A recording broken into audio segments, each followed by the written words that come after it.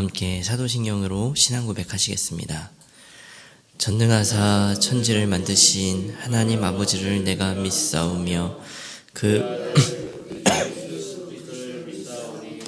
이는 성령으로 태어사 동정녀 마리아에게 나시고 본디오 빌라도에게 십자가에 못 박혀 죽으시고 장사한 지 사흘 만에 죽은 자 가운데서 다시 살아나시며 하늘에 오르사 전능하신 하나님 우편에 앉아 계시다.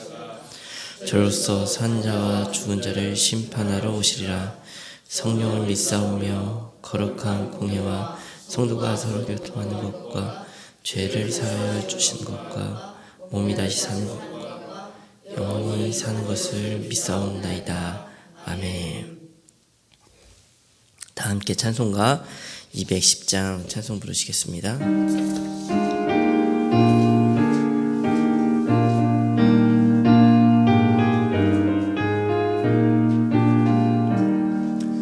시온 성과 같은 교회 그의 영광 한없다. 허락하신 말씀대로 주가 진히 세웠다. 반석 위에 세운 교회 흔들 자가 누구랴. 모든 원수의 워싸도 아무 근심 없도다. 생명샘이 솟아나와 모든 성도 마시니 언제든지 흘러넘쳐 부족함이 없도다. 이런 물이 흘러가니 목마를 자 누구랴. 주의 은혜 풍족하여 넘치고도 넘친다. 주의 은혜 내가 받아 시온 백성 되는 때 세상 사람 비방해도 찬송하리라. 세상 헛된 모든 영광 모지만 개 같으나 주의 자녀 받을 복은 영원 무궁하도다.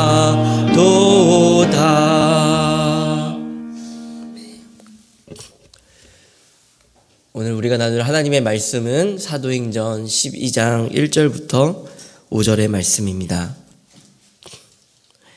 사도행전 12장 1절부터 5절의 말씀입니다. 교독하여 읽도록 하겠습니다. 그때 헤롯 왕이 손을 들어 교회 중에서 몇 사람을 해하려 하여 요한의 형제 야고보를 칼로 죽이니 유대인들이 이 일을 기뻐하는 것을 보고 베드로도 잡으려 할세. 때는 무교절 기간이라.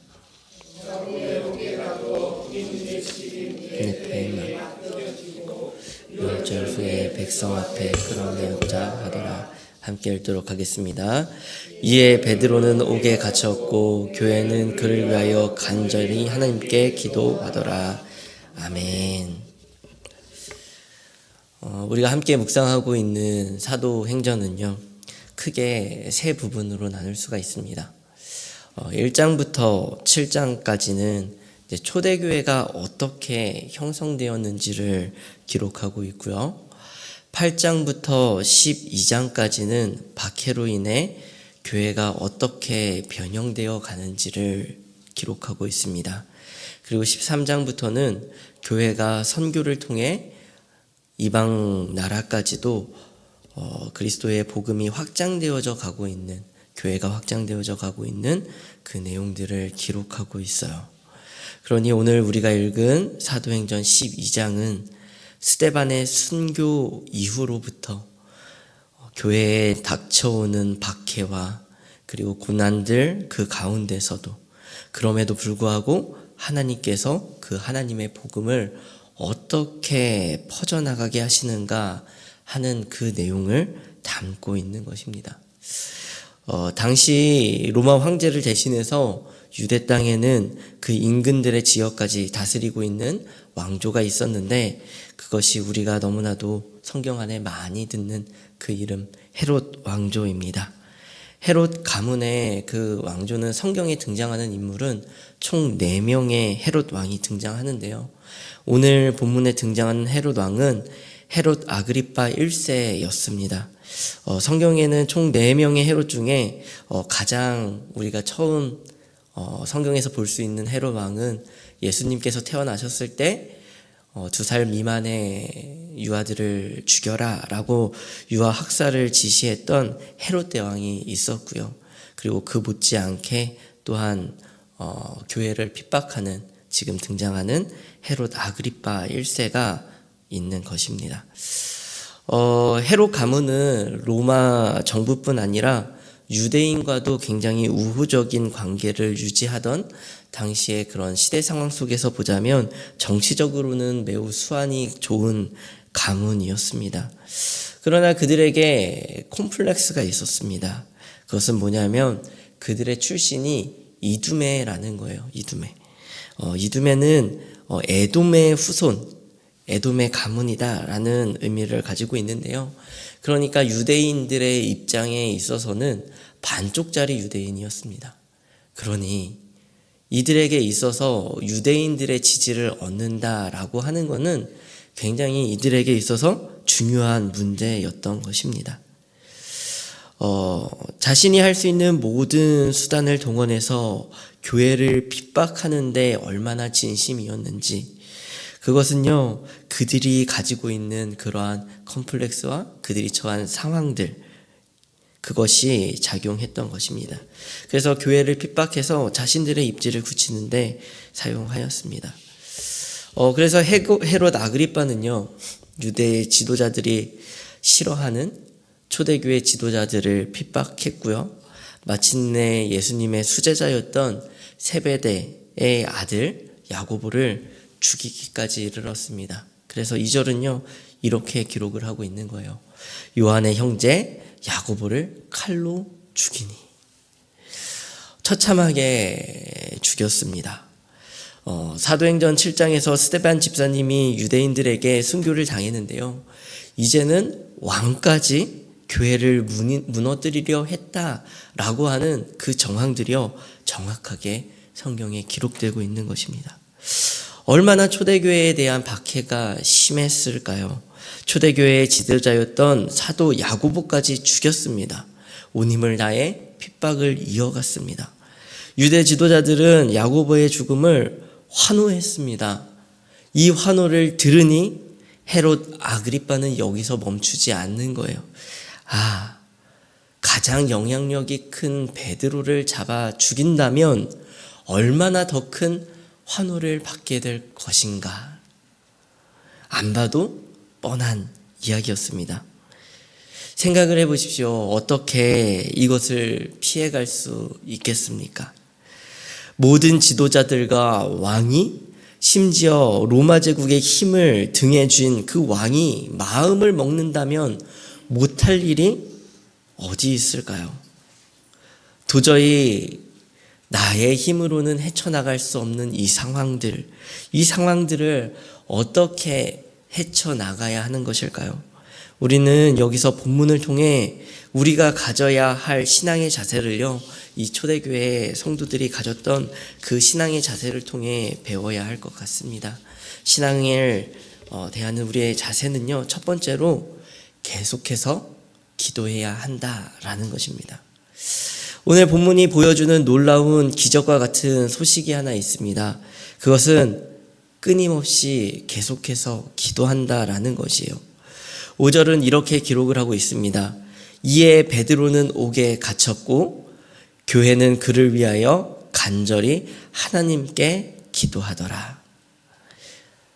12절에서도 이어서 계속 이야기를 합니다. 그들의 기도는 멈추지 않았습니다. 베드로가 감옥에서 나오기까지도 그들의 기도는 멈추지 않았어요. 하나님은 분명 베드로를 감옥에서 건져내시는 기적을 보여주시거든요.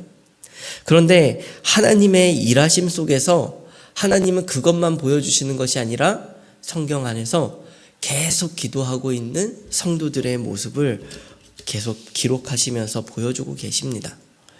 왜일까요? 이 기도를 하나님께서 어떻게 하신다라고 말씀하고 싶으신 거예요? 이 기도를 하나님께서 들으신다라고 하는 하나님의 메시지인 겁니다.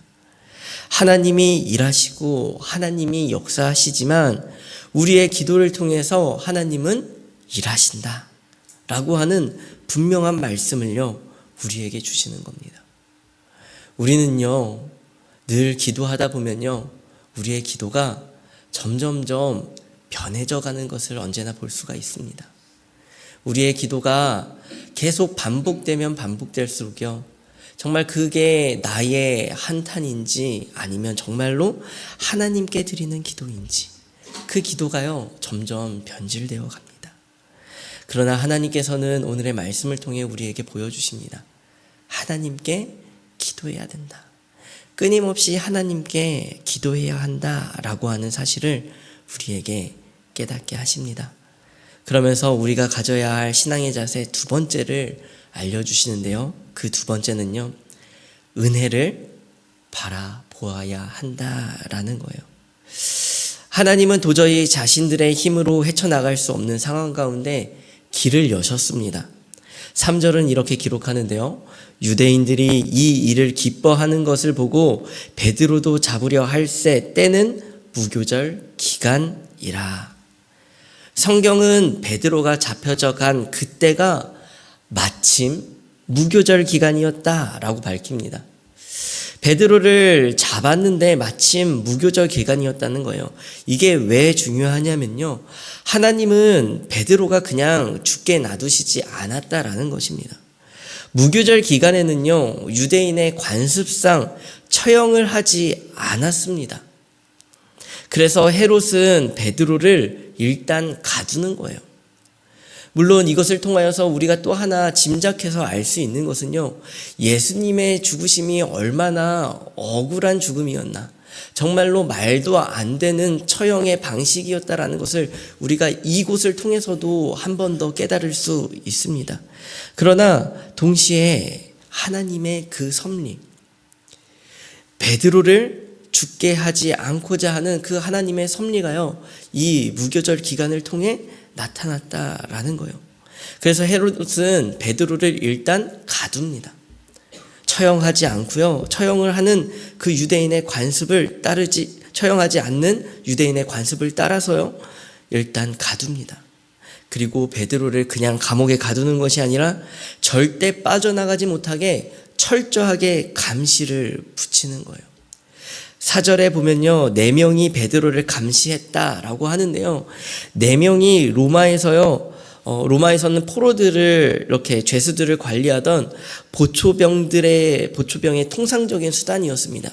4명을 붙이는 거예요. 이것을 어떻게 지키냐면, 2명은 우리가 흔히 드라마나 영화에서 보듯이요, 경찰이 나에게 수갑을 채우고 죄수에게 수갑을 채우듯이요, 양 옆에서 쇠사슬로 2명이 감고 지켜보는 겁니다. 그리고 2명은 옥문 밖에서요, 보초를 쓰는 거예요. 그러니 이것을 벗어나기란 정말 불가능한 것이었습니다. 6절은 이 모습을 정확하게 묘사를 하고 있는데 이렇게 기록을 하고 있습니다. 헤롯이 잡아내려고 하는 그 전날 밤에 베드로가 두 군인 틈에 두 쇠사슬에 매여 누워 자는데 파수꾼들이 문 밖에서 옥을 지키더니, 베드로가 사형당할 예정인 전날에도 베드로는 양옆에 보초병들을 두고 감옥 문 밖에 보초병들을 두고요, 잠을 청하고 있었습니다. 그러니 어떻게 빠져나올 수 있겠습니까? 절대적으로 불가능한 상황이었어요. 그러나 하나님은 불가능을 가능케 하시고 기적적으로 베드로를 구해내셨습니다. 사랑하는 성도 여러분, 하나님은 분명하게 일을 하십니다.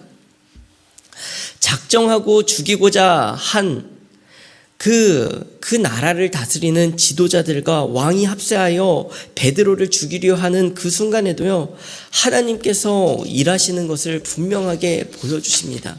하나님께서는 그때의 기적을 보이셔서요, 베드로를 기적적으로 살려주십니다. 정말로 놀라운 기적의 역사였어요. 기도하던 성도들조차 그 베드로가 살아나왔다는 그 사실을 믿지 못할 만큼이나 기적적인 일이었습니다. 그런데 잘 생각해 보면 교회는 여전히 핍박 가운데 있었습니다. 모든 문제들이 근원적으로 해결된 것은 절대 아니었어요. 교회는 여전히 엄청난 핍박을 받는 상황이었고, 베드로는 빠져나왔지만 교회와 함께 있지 못하고 다른 곳으로 가야 할 만큼 그 핍박은요, 앞으로 더 극심해질 것이다. 베드로가 빠져나온 그것으로 인하여 왕은 분명히 분노에 휩싸였을 것이다. 그들을 지키고 있던 로마 군병들까지도 아무렇지 않게 처형하는 그 왕의 분노가 성경에는 고스란히 기록되어져 있습니다. 초대교회는 스데반 집사님에 이어 지도자였던 사도 야고보를 잃었습니다. 사실 문제의 근원인 로마가 없어지면 얼마나 좋겠습니까?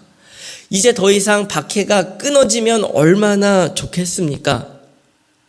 헤롯 왕이 12장의 마지막에 죽게 되지만 로마의 핍박이나 유대 지도자들의 핍박이 완전히 사라진 것은 절대 아니에요. 모조리 바꿔주신 것은 절대 아니었습니다.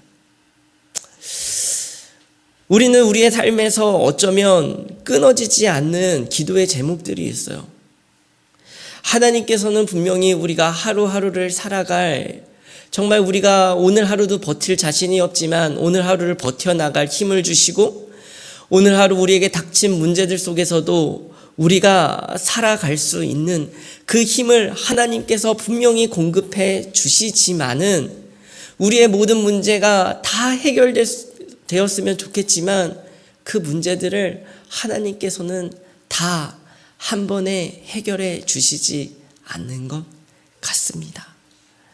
때로는 우리의 기도가 응답되지 않는 것 같아 우리는 절망하기도 하며, 하나님께서는 왜 이 문제를 도저히 해결해 주시지 않느냐며 하나님 앞에 호소할 때도 있으며, 또한 그 문제들 앞에서 우리는 매일 넘어지는 나 자신을 보며 나의 믿음은 왜 이렇게 작은 것일까? 나의 믿음은 왜 이렇게 늘 제자리인 것일까? 하나님 앞에 기도해야 되는데 나는 왜 또 나 자신만을 바라보는 것인가? 라고 자책을 하며 끊임없이 무너지는 나 자신을 바라보면 언제나 우리는 우리 자신의 기도를 이어갈 수 없고 하나님을 제대로 바라볼 용기조차 나지 않는 것이 우리의 상황일 수도 있습니다. 그러나 분명히 우리는 기억해야 합니다. 우리는 이 모든 문제가 사라지기를 바라지만, 간절히 사라지기를 바라지만, 하나님은 그 모든 문제 가운데에서 모든 것을 통제하시고 우리의 피할 길을 주시는 분이시라는 사실을 말입니다. 하나님은 모든 문제를 해결하지 않으셨지만 사방이 막히고 둘러싸인 그 상황 가운데에서도 우리를 하루하루 살아가게 하시는 그 하나님의 은혜가 오늘도 우리에게 주어진다는 사실을 말입니다. 하나님은 그 하루의 은혜를 우리에게 약속하시는 거예요. 로마 제국은 여전히 교회를 핍박하지만 하나님은 어떤 상황 가운데에서도 베드로에게 기적적으로 피할 길을 주시듯 하나님은 우리의 삶을 인도해 가신다는 겁니다. 정말 살아갈 수 없는 오늘 하루를 하나님은 이겨낼 힘을 분명히 주신다라는 것입니다. 우리는 하나님의 그 은혜를요, 하루하루 묵묵히 기도하며 그 은혜를 바라보며 살아가야 하는 것입니다. 하나님께서 이 모든 문제의 근원을 언제 해결해 주실지 그 때와 기한은 하나님에게 속하여져 있는 것이고, 그것을 하나님께 맡기며 우리가 나아가야 할 것은 묵묵히 하루하루를 견디고 버티며 그렇게 하나님의 은혜를 사모하며 그 은혜만을, 우리는 나에게 주어진 그 은혜만을 바라보며 우리는 살아가야 하는 것입니다. 오늘 하루 우리 하나님의 은혜를 기억했으면 좋겠습니다. 그 은혜를 간절히 간구하는 하루 되었으면 좋겠습니다.